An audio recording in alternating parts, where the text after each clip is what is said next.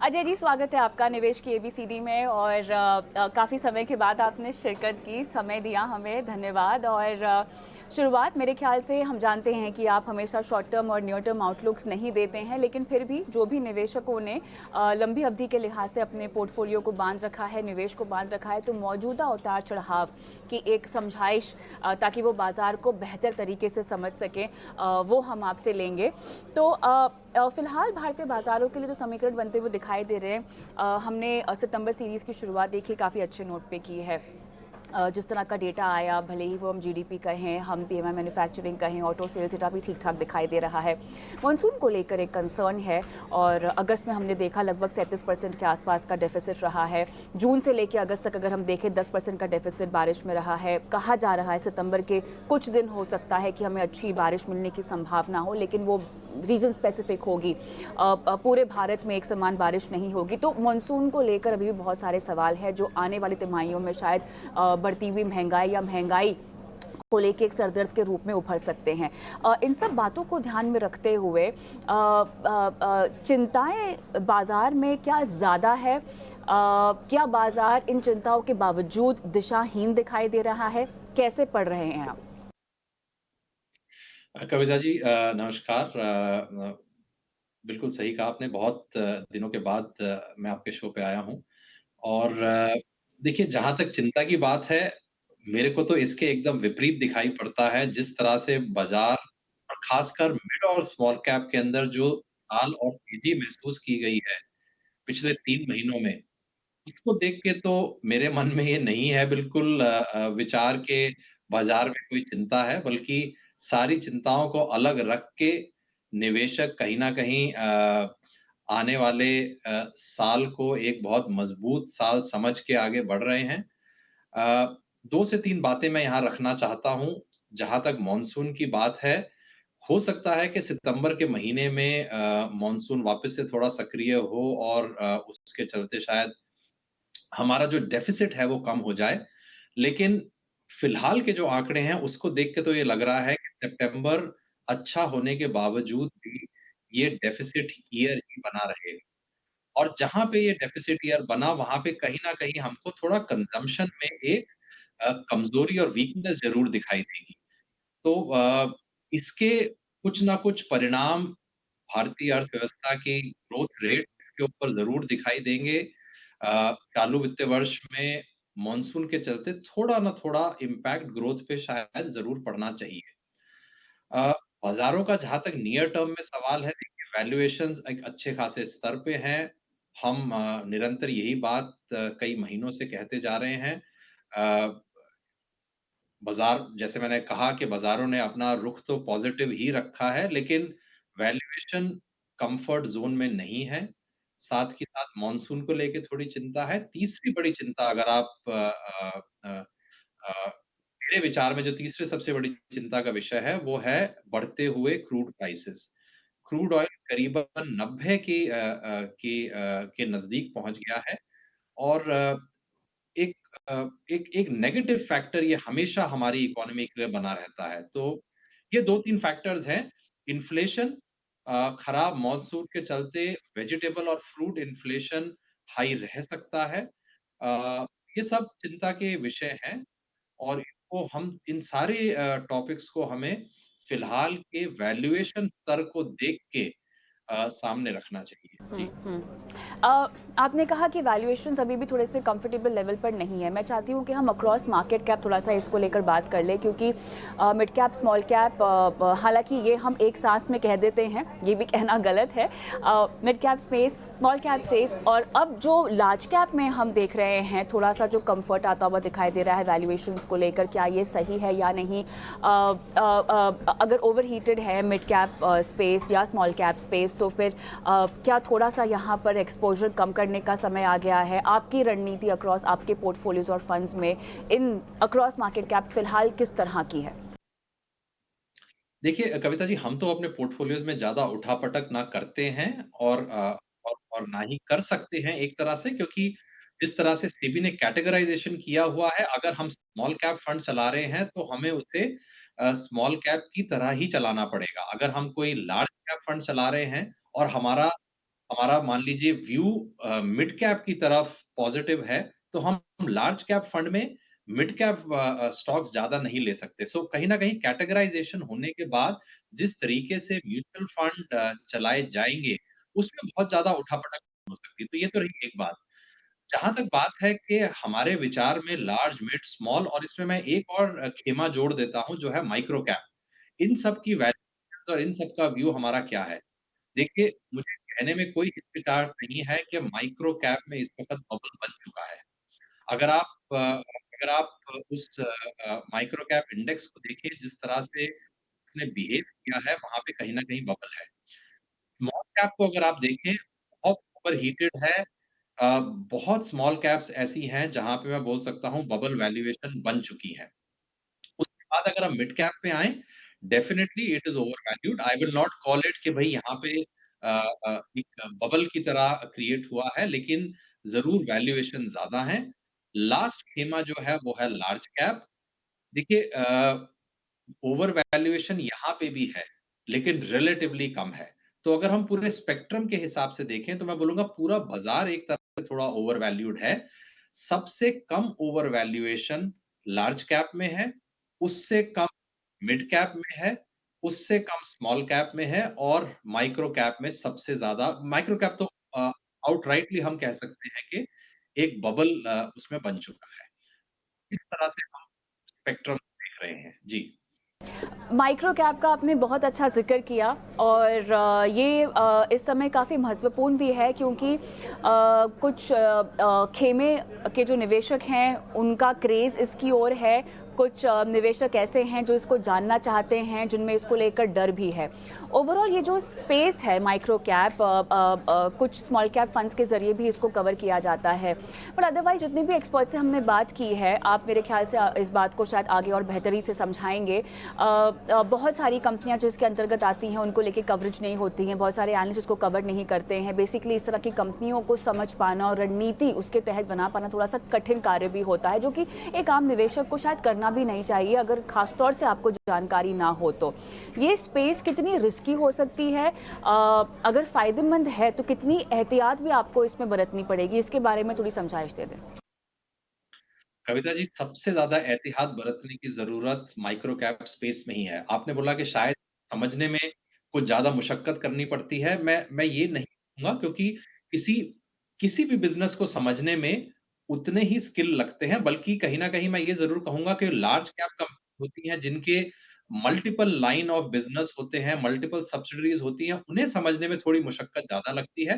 Micro cap companies में to that extent थोड़ी कम लगती है, लेकिन सबसे बड़ी परेशानी माइक्रो कैप खेमे में ये है कि यहाँ पे मैनिपुलेशन होने के चांसेस बहुत ज़्यादा रहते हैं। इंस्टीट्यूशनल ओनरशिप माइक्रो कैप्स में कम से कम रहती है। मैं कह सकता हूँ एफआईआई ओनरशिप तो माइक्रो कैप में ना के बराबर है। कोई इक्का-दुक्का म्यूचुअल फंड की हो सकता है, कोई इन्वेस्टमेंट माइक्रो कैप्स में हो और क्योंकि इंस्टीट्यूशनल इन्वेस्टर्स इनमें प्रेज़ेंट नहीं होते, इन स्टॉक प्राइसेज़ में मैनिपुलेशन होने की गुंजाइश बहुत ज़्यादा रहती है और उसी से हमारे आम निवेशक को बचना है। अमूमन देखा गया है कि इन स्टॉक प्राइसेज़ के अंदर बहुत भारी बढ़त आती है और जैसे ही इसमें बढ़त आती है ये अपने आप में रिटेल इन्वेस्टर और निजी निवेशकों को आकर्षित करते हैं और निजी निवेशक जो हैं वो बस यही देखते हैं कि प्राइस ट्रेंड और प्राइस मोमेंटम पॉजिटिव है और वहाँ पे वो कहीं न कहीं जाके फँसते हैं। तो इस चीज़ से हमें बच के रहना है। अगर आपको बिज़नेस नहीं समझ में आ रहा, अगर आपको वो कारण नहीं नहीं समझ में आ रहे, जिनकी वजह से आप इस बिज़नेस में और ऐसी कंपनी में निवेश कर रहे हैं, तो आपको इनसे दूर रहने की ही हम सलाह देंगे। जी। चलिए, तो ये एक वर्ड ऑफ कॉशन जो कि निवेशकों को, दर्शकों को समझने की ज़रूरत है। लेकिन अजय सर, यहाँ पर अब बात आती है आने वाले महीनों की, जो कि हम देख रहे हैं कि माहौल एक तरह से फेस्टिव मोड में आ जाएगा पूरे देश का। साथ ही राज्यों के चुनाव भी हैं जो अब सेंटर स्टेज लेता हुआ हम देखेंगे। आने वाले महीने किस तरह से आपके मुताबिक क्रूशल है, किन किन पैमानों पर आपको लगता है कि गतिविधियां जो हैं वो तेज़ हो सकती हैं, किस तरह के ट्रिगर्स हैं जिनकी आप उम्मीद कर रहे हैं? ये बहुत अच्छा सवाल है कविता जी। कुछ ट्रिगर्स और कुछ ऐसी चीज़ें हैं जो स्पेसिफिक टू इंडियन इकोनॉमी हैं, कुछ ऐसी चीज़ें हैं जो ग्लोबल लेवल पे हो रही हैं। पहले हम ग्लोबल लेवल ले लेते हैं। सबसे पहली चीज़ जो ग्लोबल लेवल पे हमें वॉच करनी है, वो है इंटरेस्ट रेट की दिशा। पिछले 2-3 महीने में कुछ ऐसे आंकड़े आए हैं जिनको देख के मार्केट का थोड़ा हौसला बढ़ा है। ऐसा लगा है कि देखिए इंटरेस्ट रेट्स थम सकते हैं और हो सकता है 3-6 महीने बाद जाके उसके बाद इंटरेस्ट रेट्स में गिरावट भी हो सकती है। तो ये ट्रेंड हमें थोड़ा और वॉच करना पड़ेगा करीब से अगले 3-6 महीनों में। इन्फ्लेशन की दरें अगर गिरती रहीं, तो ये हमारे लिए सारी मार्केट्स के लिए इंडिया के लिए भी एक पॉज़िटिव रहेगा। दूसरी चीज़ जो हमें ग्लोबल लेवल पे देखनी है, वो है जियोपॉलिटिक्स जिस तरह से आगे चल रहा है। हम सब ने ऐसा सोचा था कि शायद रशिया-यूक्रेन वॉर महीने, 2 महीने, 3 महीने में खत्म हो जाएगा, लेकिन अब इसको निरंतर 18 महीने हो चुके हैं चलते हुए। इसके अपने आप में कुछ जियोपॉलिटिकल कॉन्सिक्वेंसेस रहेंगे। इसको हमें थोड़ा-सा बारीकी से हमें उस पे ध्यान देना पड़ेगा क्योंकि हो सकता है कि अगर ये अपने आप में जाके कहीं इसने अ, एक रिस्क की तरह ये सामने उभर के आया, तो इस वजह से इन्फ्लेशन वापस से बढ़ना शुरू हो सकती है क्योंकि सप्लाई चेन ग्लोबल लेवल पे इम्पैक्ट हो सकती है। अब अगर हम इंडिया के लेवल पे आके बात करें, तो यहाँ पे 2 चीज़ें हैं जो हमें देखनी है। सबसे बड़ा है अगर मॉनसून अच्छा नहीं रहा, तो वेजिटेबल इन्फ्लेशन और फूड इन्फ्लेशन के चलते ओवरऑल इन्फ्लेशन की दरें कैसे रह सकती हैं। अगर ओवरऑल इन्फ्लेशन हाई रहा, तो रिज़र्व बैंक इंटरेस्ट की दरें नहीं घटा पाएगा। दूसरी चीज़ है, जैसा आपने बोला चुनाव होने वाले हैं नवंबर-दिसंबर में 3 से 4 स्टेट्स में चुनाव होगा। ये बहुत अहम स्टेट्स हैं, इनको हिंदी बेल्ट के स्टेट्स माना जाता है और कहीं न कहीं इनके नतीजों का प्रभाव आने वाले केंद्र के चुनाव के ऊपर भी दिखाई देगा। तो ये सब इवेंट्स हमें थोड़ा क्लोज़ली वॉच करने पड़ेंगे। देखिए नियर टर्म में ज़रूर ये सारी चीज़ें जो हमने अभी पिछले 2-3 मिनट में कही, नियर टर्म में ज़रूर बाज़ारों की दिशा इन सब अ इवेंट्स की वजह से निर्धारित हो सकती है। लॉन्गर टर्म में मैं दोहराना चाहता हूँ अ, इंडियन इकोनॉमी की ग्रोथ, इंडियन कंज़म्पशन की ग्रोथ और इंडियन मिडल क्लास की डिस्पोजेबल इनकम, ये सबसे अहम चीज़ें हैं अगले 3-5 साल।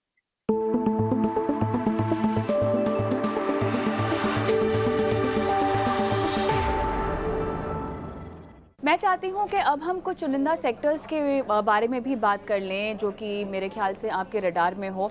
एक तो मुझे जानना है कि लबो-लुबाब जो कॉर्पोरेट अर्निंग्स में हमने देखा पहली तिमाही में, आपकी समझ उसके लिए और आने वाली तिमाहियों में किन-किन क्षेत्रों के नतीजे मेरे ख्याल से आपको लगता है कि और बेहतरी की ओर अब बढ़ते हुए दिखाई दे सकते हैं। उसके अलावा कुछ चुनिंदा सेक्टर्स जो कि न सिर्फ शॉर्ट टर्म में बल्कि नियर टर्म में या 3 से 5 साल का नज़रिया अगर मैं समझना चाहूँ तो वो विकास की उस ओर निकल चुके हैं जहाँ पर भारत की पूरी इकोनॉमी को फ़ायदा होगा और अगर आपका पैसा भी उस किसी सेक्टर में लगा हुआ है या किसी भी तरह से आपका एक्सपोजर है उस सेक्टर में, तो आपके लिए मुनाफे की भी झड़ी लग सकती है। 2 सवाल शायद मैंने आपसे एक साथ पूछ लिए। देखिए हमारा जो है एक बहुत जनरल व्यू है कि जो-जो क्षेत्र जो है भारतीय कंज़म्पशन से जुड़े हुए हैं, उन क्षेत्रों में अच्छी खासी हमको एक तेज़ी देखने को मिलेगी और उनके परिणाम भी अच्छे रहेंगे और जो क्षेत्र ग्लोबल डिमांड से जुड़े हुए हैं, वहाँ हमें एक ऐसा अंदेशा है कि कमज़ोरी देखने को मिल सकती है और इसका कारण बहुत साफ है। अगर आप वैश्विक स्तर पे देखें तो यूएस इकोनॉमी हालाँकि सॉफ्ट लैंडिंग की दिशा में जा रही है, लेकिन सॉफ्ट लैंडिंग का भी अपने आप में मतलब ये रहता है कि डिमांड थोड़ी कमज़ोर रहेगी। डिमांड उतनी मज़बूत नहीं रहेगी जो 2021 और 2022 में देखी गई थी और ये जब है जब वो सॉफ्ट लैंडिंग करवा पाएँ और यूएस जो है आउटराइटली रिसेशन के अंदर ना चला जाए। यूरोप के अंदर ऑलरेडी हमने देखा है कि कई कंट्रीज़ में रिसेशन आ चुका है।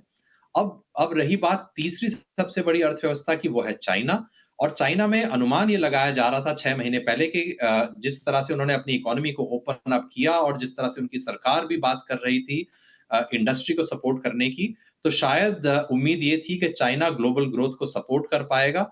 लेकिन पिछले 6 महीने में उनकी अर्थव्यवस्था बहुत कमज़ोर पड़ी है।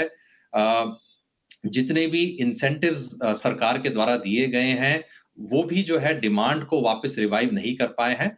तो इन सब के चलते ग्लोबल पिक्चर डिमांड की बहुत वीक है और जितने सेक्टर्स चाहे वो एनर्जी क्षेत्र हो, चाहे वो मेटल्स हों, जहाँ पे भी एक्सपोर्ट ओरिएंटेड सेक्टर्स और कंपनीज़ हैं, वहाँ हमें लगता है थोड़ी कमज़ोरी बनी रहेगी। हिंदुस्तान की अगर हम बात करें तो मॉनसून के चलते हो सकता है थोड़ा रूरल डिमांड पे इम्पैक्ट हो आने वाले महीनों में, लेकिन medium to long term picture uh, अभी भी स्ट्रॉन्ग है। हमें लगता है कि डिस्पोजेबल इनकम जिस तरह से बढ़ती आई है पिछले 10 साल में, आने वाले सालों में भी बढ़ेंगी। इंडियन मिडल क्लास और ज़्यादा सक्षम और मजबूत होगा और इसके चलते डोमेस्टिक कंजम्पशन डिमांड मजबूत रहेगी। जी। चलिए, मेरे ख्याल से काफ़ी बखूबी आपने समझाया कि किस तरह से अब किन सेक्टर्स को लेकर निवेशकों का नज़रिया जो है वो बनना चाहिए। क्या ये समय थोड़ी-सी प्रॉफ़िट बुकिंग का भी है? बहुत सारी चीज़ें देखिए अजय सर, आपके निवेश अवधि, आपके निवेश लक्ष्यों पर डिपेंड करती है, तो एकदम से प्रॉफ़िट बुक करने की समझाइश और सलाह तो शायद कोई भी ना दे पाए किसी भी निवेशक को। लेकिन ऐसी जगह या ऐसी पोज़ीशंस या ऐसा एक्सपोज़र जहाँ पर थोड़ा-सा जो है आप हल्का हो सकते हैं, किस सिनेरियो में आपको ये टेक कंसिडर करना चाहिए अपने पोर्टफोलियो में? देखिए, कविता जी इस बारे में हमने पहले भी चर्चा करी है और मैं समझता हूँ ये प्रश्न ऐसा है कि हर निवेशक को बार-बार घूम फिर के एक बार फिर से जाँच-पड़ताल कर लेनी चाहिए कि उसका पोर्टफोलियो ढंग से एलोकेटेड है या नहीं। सबसे उछले स्तर पे रहता है allocation between debt and equity. सबसे पहले किसी भी निवेशक को ये मालूम करने की ज़रूरत है कि वो इक्विटी में कितना निवेश करे और डेट में कितना करे। अब हम बात कर लेते हैं इक्विटी की। विद इन इक्विटी हर निवेशक को ये बहुत ज़रूरी है समझना कि उसका कितना निवेश लार्ज कैप्स में है, कितना मिड कैप में है, कितना इंटरनेशनल स्टॉक्स में है, कितना थीमैटिक या सेक्टोरल फंड्स में है। और ये एक बहुत ज़रूरी एक मैं कह सकता हूँ कि निवेशक के लिए एलोकेशन की दायरे तय करना ज़रूरी और अनिवार्य है, क्योंकि बाज़ार में हमेशा उतार-चढ़ाव बना रहता है। अगर मिड कैप्स और स्मॉल कैप्स के अंदर आपका एलोकेशन 20% होना चाहिए, लेकिन क्योंकि मिड और स्मॉल कैप्स में एक अच्छा खासा उछाल आया है, जिसके चलते आपका एलोकेशन 25% चला गया है, तो ये वो समय है जब आपको 25% को वापस 20% पे लाना है। मोमेंटम में बह जाना एक बहुत ज़्यादा स्वाभाविक बात होती है किसी भी निवेशक के लिए। जब मोमेंटम चल रहा हो और मिड और स्मॉल कैप्स अच्छे कर रहे हों, तो कहीं न कहीं आपको ऐसा लगता है कि शायद ये और आगे भी कंटिन्यू करेगा। लेकिन हमारा ये मानना है कि उस समय आपको वापस एलोकेशन जो आपका होना चाहिए, उसके मद्देनज़र एक्शन लेना चाहिए और जैसा कि मैंने इस उदाहरण में कहा, अगर आपका एलोकेशन 25% हो चुका है, जबकि होना 20% चाहिए था, तो आपको वहाँ पे प्रॉफिट बुक करके थोड़ा अपना एलोकेशन वापस नीचे लाना चाहिए। तो मैं तो यही कहूँगा कि वापस से जाइए, अपने एलोकेशन को चेक करिए। अगर आपने एलोकेशन नहीं बनाया है, तो आज ही आप किसी फाइनेंशियल एडवाइज़र के साथ बैठ के अपना एलोकेशन निर्धारित करिए और उस एलोकेशन को हमेशा फ़ॉलो करिए। बाज़ारों में उतार-चढ़ाव अलग-अलग खेमों में आते रहेंगे। एलोकेशन बनाया ही इसलिए जाता है कि जब भी आपके पोर्टफोलियो में कोई चीज़ ऊपर या नीचे गई हो, आप उसको रीबैलेंस करें अपने डिज़ायर्ड एसेट एलोकेशन के अनुसार। जी। अजय सर, एक चीज़ जहाँ पर निवेशक थोड़ा-सा आजकल कन्फ्यूज़ हो रहे हैं, क्योंकि हम इतनी ज़्यादा समझाइश दे रहे हैं लोगों को डाइवर्सिफ़िकेशन को लेकर, एसेट एलोकेशन को लेकर। अच्छा, एएमसीज़ भी जो हैं वो बहुत स्ट्रैटेजिक तरीके से इसको लेकर फंड्स भी लॉन्च कर रही हैं, नई-नई पेशकश भी लेकर आ रही हैं। एक तो पोर्टफोलियो लेवल की डाइवर्सिफ़िकेशन होती है और एक मल्टी एसेट फंड्स के ज़रिए भी एक एलोकेशन डाइवर्सिफ़िकेशन को लेकर आपको मिलती है। फ्लेक्सी कैप हो गए, मल्टी कैप हो गए, हाइब्रिड कैटेगरी में तमाम तरह के फंड्स हैं जहां पर आपको अलग अलग आपकी रिस्क एपेटाइट के मुताबिक एक रणनीति बनाने और डाइवर्सिफाई करने का मौका मिलता है।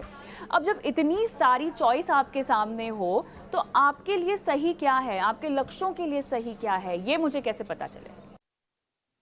बहुत अच्छा सवाल है कविता जी। इसमें 2 ही विकल्प हैं, या तो आप एक फाइनेंशियल एडवाइज़र के साथ जुड़िए जो आपको बता सकता है कि आपके लिए कौन से प्रोडक्ट अनिवार्य हैं और कौन से प्रोडक्ट के अंदर आपका कोर पोर्टफोलियो निवेश होना चाहिए। या फिर अगर आप खुद रुचि रखते हैं इन सब चीज़ों में, तो आपको खुद ही अपने आप लिख पढ़ के आप जैसे एंकर्स का शो देख के थोड़ी मालूमात लेनी पड़ेगी।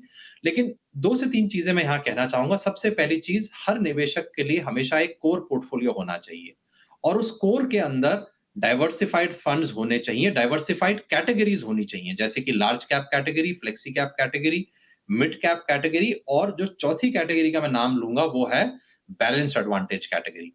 इन 4 कैटेगरीज़ के अंदर मैं समझ सकता हूँ किसी भी निवेशक का, भले ही वो 25 साल का एक युवा हो या 75 साल का कोई बुजुर्ग हो, किसी भी निवेश की बदौलत पूरा कोर पोर्ट मैं कहता हूँ हम बहुत ऐसे निवेशकों से मिलते हैं जो कहते हैं कि देखिए, हमें थोड़ा कुछ ऐसा थीमैटिक फंड या सेक्टोरल फंड बताइए जिसके अंदर ग्रोथ की पॉसिबिलिटीज़ ज़्यादा हैं। तो इन सब ऐसे थीमैटिक या सेक्टोरल फंड्स को आप 10 से 15% रख सकते हैं, उससे ज़्यादा नहीं।